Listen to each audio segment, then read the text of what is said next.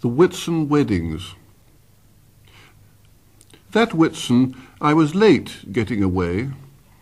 Not till about 1:20 on the sunlit Saturday did my three-quarters empty train pull out, all windows down, all cushions hot, all sense of being in a hurry gone.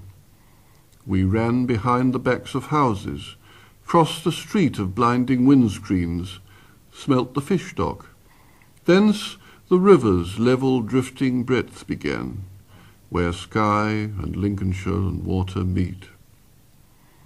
All afternoon, through the tall heat that slept for miles inland, a slow and stopping curve southwards we kept.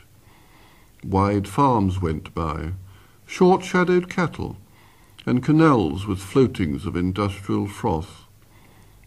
A hothouse flashed uniquely, hedges dipped and rose, and now and then a smell of grass displaced the reek of buttoned carriage cloth until the next town, new and nondescript, approached with acres of dismantled cars.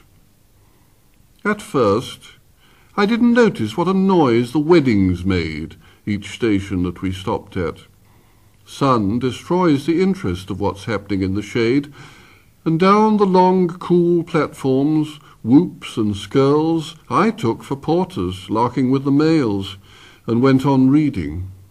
Once we started, though, we passed them, grinning and pomaded, girls in parodies of fashion, heels and veils, all posed irresolutely, watching us go, as if out on the end of an event, waving goodbye to something that survived it. Struck, I leant more promptly out next time, more curiously, and saw it all again in different terms. The fathers with broad belts under their suits and seamy foreheads, mothers loud and fat, an uncle shouting smut, and then the perms, the nylon gloves and jewellery substitutes, the lemons, mauves and olive ochres that marked off the girls unreally from the rest. Yes, from cafes and banquet halls up yards, and bunting-dressed coach-party annexes, the wedding days were coming to an end. All down the line fresh couples climbed aboard, the rest stood round, the last confetti and advice were thrown, and, as we moved, each face seemed to define just what it saw departing. Children frowned at something dull. Fathers had never known success so huge and wholly farcical. The women shared the secret like a happy funeral, while girls, gripping their handbags tighter, stared at a religious wounding. Free at last, and loaded with the sum of all they saw, we hurried towards London, shuffling gouts of steam.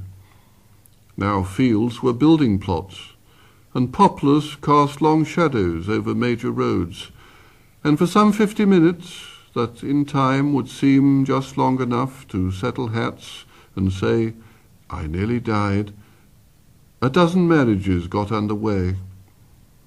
They watched the landscape, sitting side by side. An Odeon went past, a cooling tower, and someone running up to bowl, and none thought of the others they would never meet, or how their lives would all contain this hour. I thought of London, spread out in the sun, its postal districts packed like squares of wheat. There we were aimed. And as we raced across bright knots of rail past standing Pullmans, walls of blackened moss came close, and it was nearly done, this frail travelling coincidence, and what it held stood ready to be loosed with all the power that being changed can give. We slowed again, and as the tightened brakes took hold, there swelled a sense of falling, like an arrow shower sent out of sight, somewhere becoming rain.